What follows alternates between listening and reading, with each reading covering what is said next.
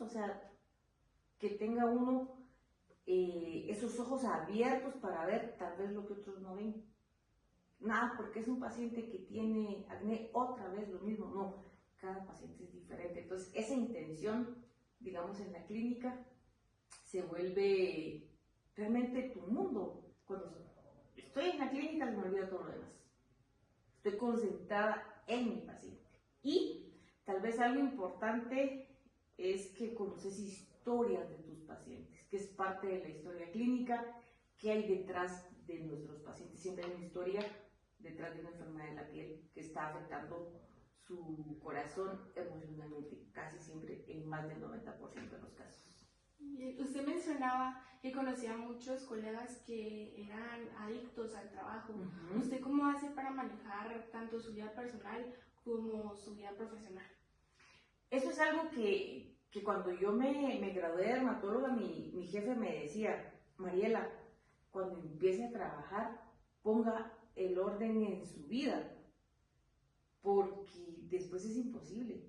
Y como dice un dicho, el que no oye consejo no llega viejo. Y yo decía, ¿será posible que sí? Porque cuando uno empieza a trabajar también, uno no tiene su clínica saturada de pacientes. La cartera de clientes más o menos la vas haciendo en un promedio de 5 años.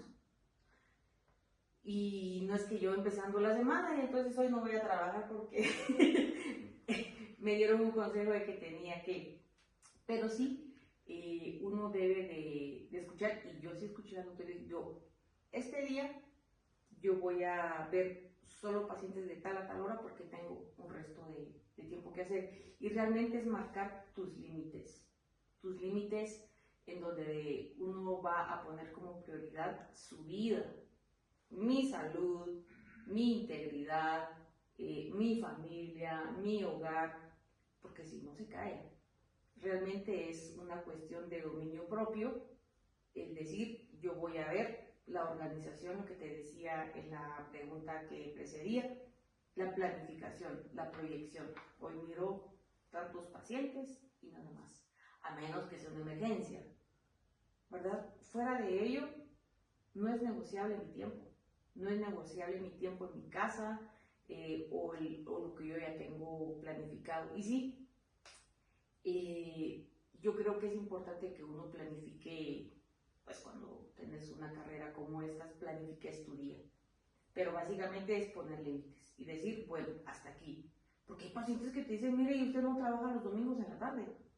Y por supuesto que podría hacerlo, ¿verdad? Pero rompes eso que es tiempo, familia, y eso no se recupera.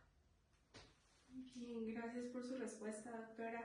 Y yo le quería preguntar, usted con el gran recorrido que ha tenido académicamente, ¿ha tenido algún paciente, algún caso que la haya marcado profundamente? Bueno, tanto como un paciente, yo creo que la experiencia laboral como tal se hace inmensa, pero tal vez de lo que yo puedo compartirte este tiempo es lo siguiente. Empecé a ver a la vida en general de todos, como algo complejo. Y cuando yo miraba a los pacientes alcohólicos, por ejemplo, en el hospital, y los veía muy enfermos, y de verdad son pacientes no solo enfermos físicamente con las complicaciones y los problemas de alucinaciones, etc. Yo decía, están sufriendo mucho, sí, están sufriendo demasiado, y los pacientes no mejoraban, no se morían los pacientes, el pronóstico era malo cuando ya el paciente tenía falla en sus riñones, en su hígado, en su cerebro.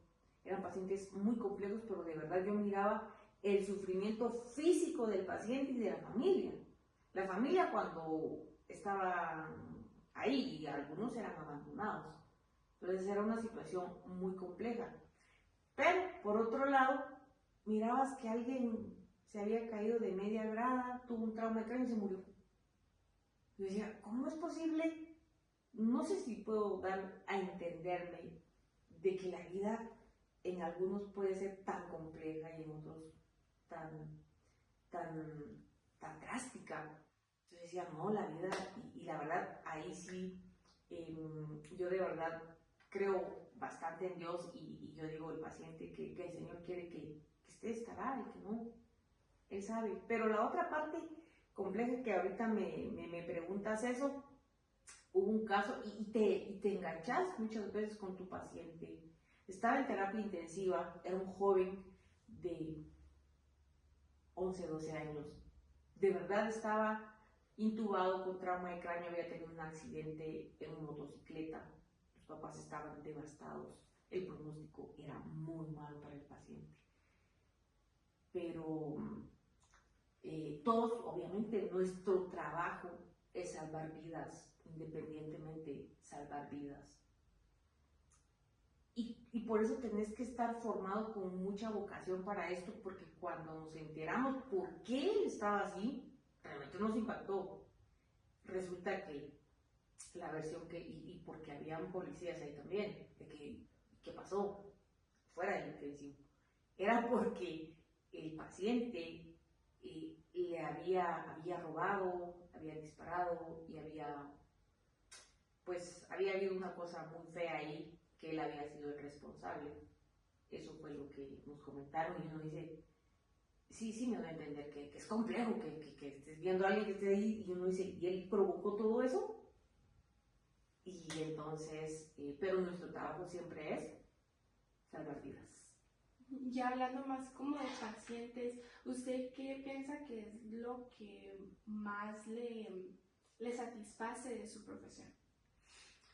Bueno, primero yo creo que el que estudia medicina tiene que saber que su fuente de trabajo van a ser los demás seres humanos y que tenemos que ver a nuestros pacientes tal cual, seres humanos con enfermedades. Obviamente no van a llegar pacientes contentos, felices, el humor puede estar alterado, pueden estar molestos por muchas razones, porque les duele, o sea, no es algo que vayan a una fiesta, o sea, el paciente llega con una conmoción emocional, física, económica, social, cultural, qué sé yo. Realmente lo que nos tiene que apasionar de nuestro trabajo es ver a los pacientes como seres humanos. Y cuando no sepamos qué hacer con un paciente, eso me lo enseñó uno de mis profesores, cuando no sepas qué hacer con un paciente, pensá que puede ser tu papá, tu mamá, tu hermano, tu hijo. Y muchas veces tu perspectiva cambia. ¿Qué harías si el paciente fuera tu papá, tu mamá, tu abuela, tu hijo, tu hermano? ¿Y por qué? Porque somos seres humanos también. Y uno dice, no, pues si fuera mi papá yo le haría tal examen. O si fuera mi hijo yo llamaría a otro especialista, le haría este examen. Y no te quedas corta. Y cuando te pones en esa dimensión, muchas veces te ayuda para tomar nuevas decisiones, obviamente para que tu paciente pues salga exitoso. Y un médico siempre yo lo he comparado como un soldado. Tenemos que ser como que estamos en la guerra. Y en la guerra no podemos irnos para atrás. Siempre es para adelante y luchar en todo. Lo que no le puedes decir a un paciente es que no le puedes ayudar. Aunque tenga una etapa terminal, siempre van a haber alternativas para poder ayudarlo, para que tenga menos dolor, para que, qué sé yo. Pero siempre es ayudar a un paciente. Nunca es decirle, mire, ya no se puede. Eso, por lo menos, eso es lo que yo pienso. Eso fue lo que la mayoría de mis profesores me enseñaron. Y usted como médico, ¿qué cualidades consideraría necesarias para que un estudiante pueda llegar a convertirse en un médico exitoso? Bueno, yo creo que esto no es que tenga una lista de ingredientes como hacer una receta de cocina. Lo primero que yo creo que la persona que quiere estudiar medicina tiene que gustarle, tiene que querer. Porque a veces también, bueno, hay casos de casos, hay jóvenes que quieren estudiar medicina por moda o porque los papás se quieren ver proyectados porque los quisieron ser médicos y no estudiaron medicina. Pero también está la parte seria en donde a mí me gusta estudiar y yo quiero ser médico. Bueno, ¿cuáles son las cualidades que yo debo de tener? Primero, tienes que tener disciplina. Tienes que tener disciplina. si no tienes disciplina para la lectura, para someterte a todas las materias, es poco probable que tus sueños se puedan hacer realidad. El tiempo debe de ser al 100%. Esa es mi recomendación, esa es mi experiencia. Puede ser que alguien diga, no, pero también están los amigos, o si regresamos al tiempo del pastel, ¿verdad? Que no, yo tengo que el tiempo de la fiesta, el tiempo del gimnasio, el tiempo... En este corto tiempo de tu formación, sí, yo soy muy intencionada en cuando las personas me piden un consejo, digo, no, dedicarle 100%, dedicarle 100% a la carrera, a la disciplina. Y algo que yo le digo siempre a las personas, los principios no se han perdido, como la ley de la gravedad. La ley de la gravedad sigue siendo de arriba para abajo. Entonces, ¿a qué me refiero con esto? Con los principios y valores. Que no te puedes corromper. No te puedes corromper. No te puedes corromper con los pacientes. Por supuesto que vamos a vivir de eso. Si alguien te dice lo contrario, es mentira. Sí, vamos a cobrar un servicio médico. Sí, pero que no se nos olvide que con quienes trabajamos son seres humanos y que pues a veces no todo también es dinero, ¿verdad? Pero entonces los principios, los valores que uno debe de tener y tratar a nuestros pacientes como personas. Doctora, y por último, si usted pudiera regresar al pasado y volver atrás, ¿volvería a estudiar medicina? 100%.